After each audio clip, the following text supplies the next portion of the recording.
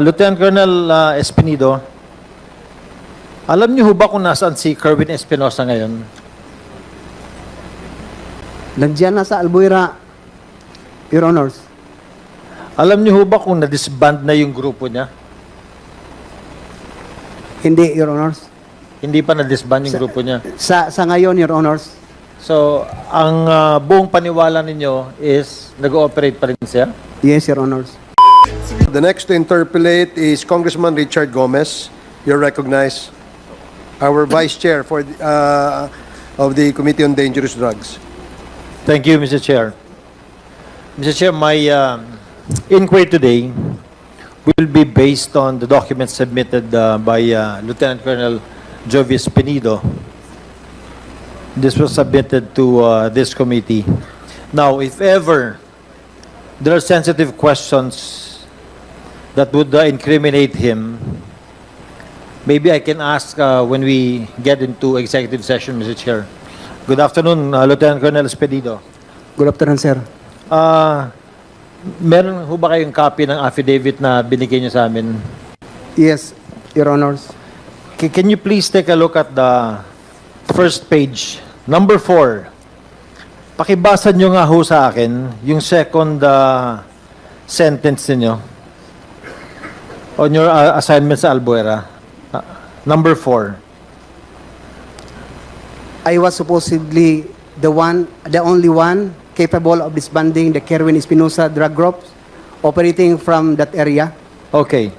And then sa number 5, Lieutenant Colonel Espinido, pakibasa nyo nga rin po yung first sentence nung number 5. Soon after, I received a formal order from Camp Crami assigning me as Chief of Police, COP of Albuera, Your Honors. Yung next sentence, in my 18 days, In my 18 days as Albuera COP, I was able to disband the group of Kerwin Espinosa, alias Kerwin's father, Mayor Rolando Espinosa, then Mayor of Albuera, surrendered to me, okay. Your Honors. Thank you.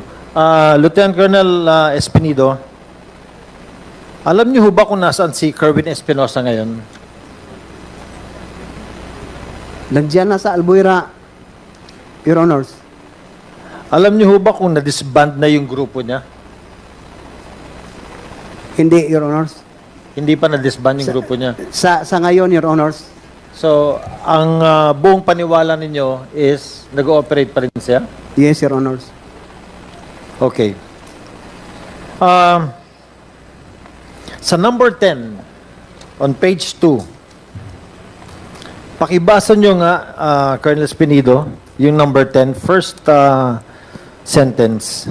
Mayor Espinosa had a list of police generals and other PNP officials who received money from their group as indicated in the ledger and in the copies of cleared checks that we were able to recover from their accountant. Your Honor. Thank you. Mr. Chair, because it will be very sensitive for us for Colonel Espinido to divulge the names right now. Maybe during executive session, we can ask the question and Colonel Espinido can give us the details on this. Okay yan, Colonel Espinido? Yes, sir. Okay. Yes, Your Honor. Now, I will go to page 3. Number 16. Colonel Espinido, pakibasa nyo nga ho yung second sentence ninyo.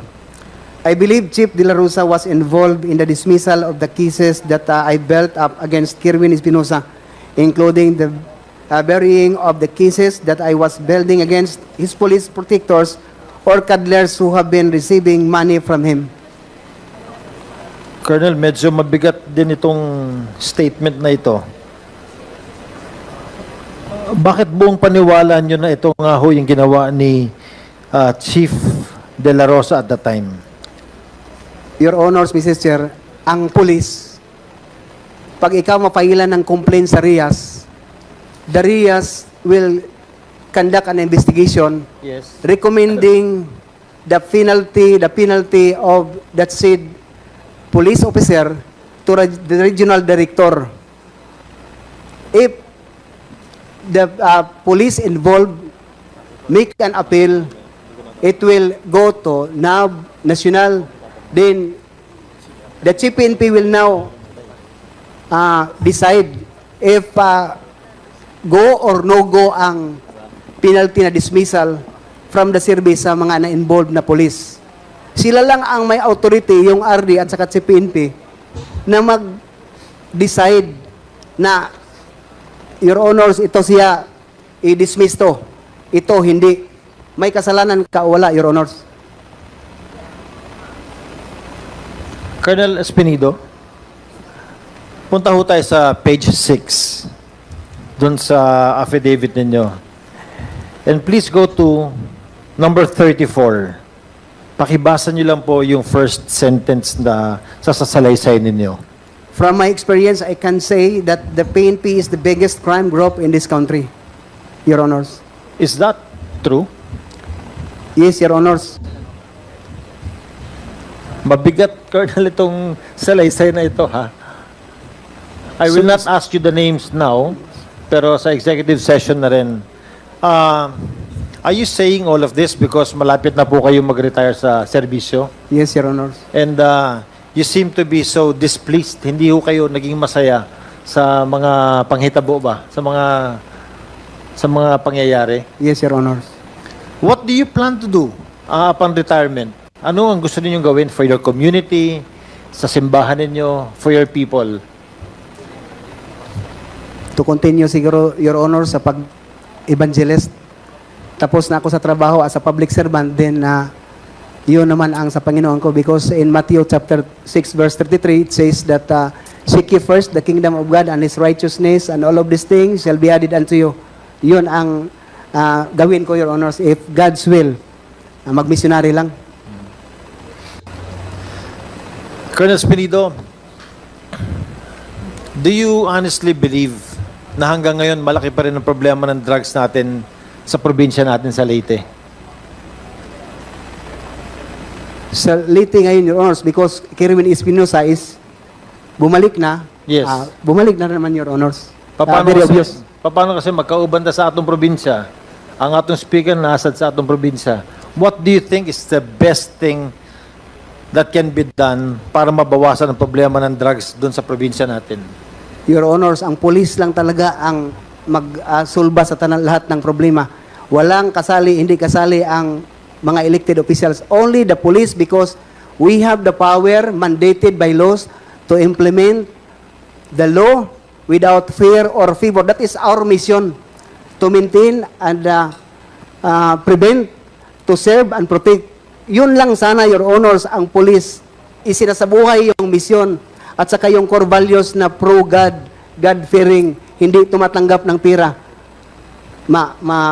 Matapos yung problema ng drugs, Your Honors, in Leyte.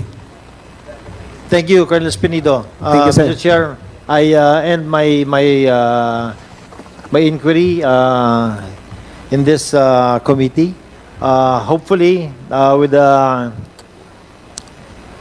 with what Colonel Espinido said, we're hoping that we can strengthen our police operations, that the national government will strengthen the police force in our province in Leyte through the help of the Philippine National Police and through the help of our speaker. Thank you so much, Mr. Chair. Thank you, Colonel Espinido.